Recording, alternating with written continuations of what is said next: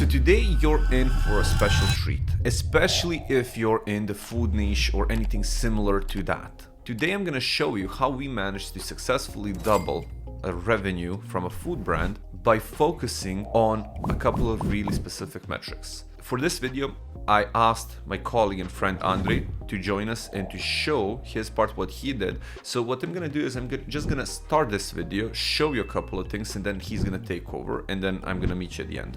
It's a business that's owned by two different clients that are a bit older gentlemen, and they really didn't have as much experience with digital. They had decent revenue. They had really good results overall with ad performance. People really wanted to buy Greek products from Greece. The problem was they just didn't have retention, they didn't convert, and on top of it, their products didn't have enough margin to scale profitably in the first sale. Because they didn't want to scale by spending money on ads, and they didn't even want to invest into growing, but they still wanted to make more money. So the only thing that we could offer them is email. But the main problems were that their email wasn't actually being delivered properly. On top of it, their email format was completely off, and they didn't even understand their user at the other side. So of course that they couldn't make email make money for them. But the thing is, we worked with so many food brands over the last 10 years that we know that email is usually the best source of repeat customer activity. So it didn't make any sense that they didn't make as much money as they should. So we figured out they had a problem with delivery, open rate, and overall how the format of the email worked. So as you can see on my screen right now, you can see what their email looks like at the moment we engage them. It's a lot of text, it's not really branded as Greek, it's all over the place. And then if you look at those boxes that are small, think about it. The average user that bought from this website is also a bit older, so they couldn't really see what we're offering. It's not easy to click, so it's not usable, it's not easy. It's just people didn't want to mess with it. It was just too much work. So keep in mind, don't make your customers work, because they're gonna leave and that's gonna destroy conversion rates. So that was the first thing we did. So besides that, Andre is gonna explain to you what we did in the rest of the stages, but you can just see what the core difference was. We just thought about the end user.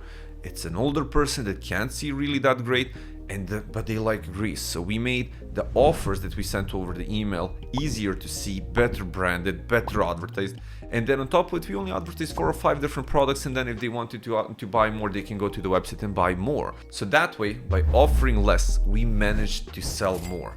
Actually, we managed to double the revenue. How? Because when we doubled the link click-through rate, because people couldn't click on the emails before properly, all of a sudden people started buying a lot more. Basically, by doubling the click-through rate through emails, that resonated into double the revenue through emails, which doubled the business. So for the rest of the video, I'm leaving you in the capable hands of Andre Shagi, our CTO and our lead for email. Take it away, Andre. How we scaled the revenue of a company selling authentic Greek food by over 50%. We started working with this company in the middle of 2023, and when we started working with them, they were generating around $14,000 to $15,000 in monthly revenue through Klaviyo. As soon as we took over the accounts, we noticed some issues. The first one being that they were sending the emails to the entire list, so to everyone who consented to receiving emails, regardless of if they were engaged or not. And you will notice that the open rates or the click rates weren't that great, and the emails just weren't generating enough revenue. The second issue is that they were not optimized at all. They had no brand image. Everything was all over the place. You will notice that they do not have any call to action buttons visible above the fold. Everything was built through Klaviyo blocks, meaning that depending on whether user uses dark mode or not, the designs would switch color. Texts are too small for mobile users to read, and they are packed with products without any value.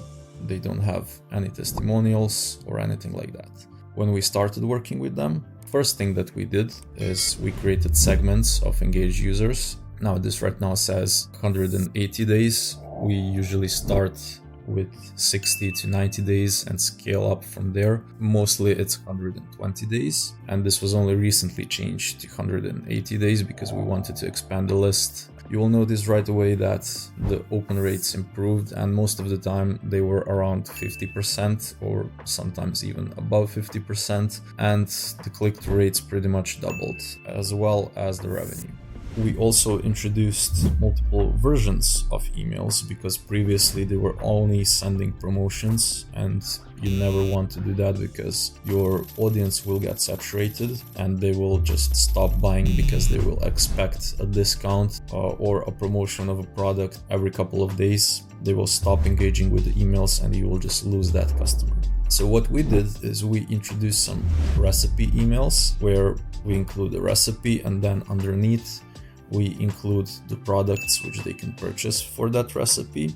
We also introduced the Culinary Journey email, which basically talks about the products of a specific region in Greece. And you will see over here how this design looks. So this is all built in segments as images. Now, some people will say that image-based emails are not great for deliverability. However, their deliverability actually improved once we added this. There's also a little hack that not a lot of people know about, that you can add an HTML element to the image format, and you can include a short about us text which is hidden in the email, so nobody will see it, but it's there. The email software will see that text and interpret it as a text-based email, which also helps with the deliverability.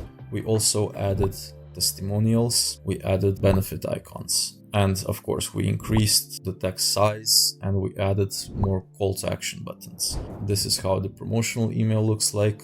You can see you go straight to the point, and the simpler you can keep the offer, the better the email is going to work. We found that having a percentage-based offer or a site-wide €5 or $5 coupon, it's going to work much better than buy one, get one.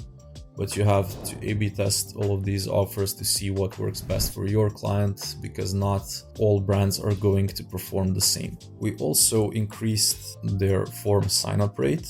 So before we started working with them, their sign-up rates were about 0.5 to 0.8%. You will see over here at the beginning of January of 2024.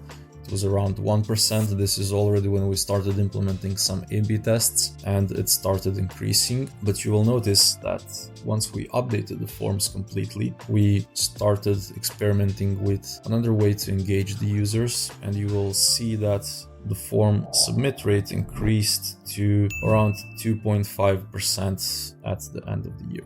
And how we did this was by implementing a mystery discount. So we did not give the discount right away.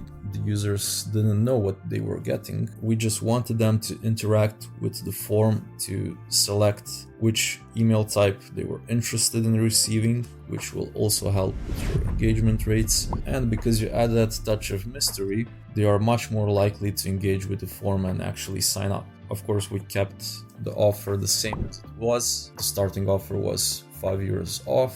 So that stayed the same, but €5 off isn't really a compelling offer. But when you give them a mystery discount, they are much more likely to subscribe. And you can see that by the submit rate over here. Thank you very much for showing this to our audience, Andrei. As you can see, there's a lot of different things that you need to do right for email to convert and just make enough revenue optimally. I hoped you learned something today from Andrei and me, and if you have any questions for him, we will respond in the comments below. Thank you very much. Please subscribe to the channel, and we see you in the next video.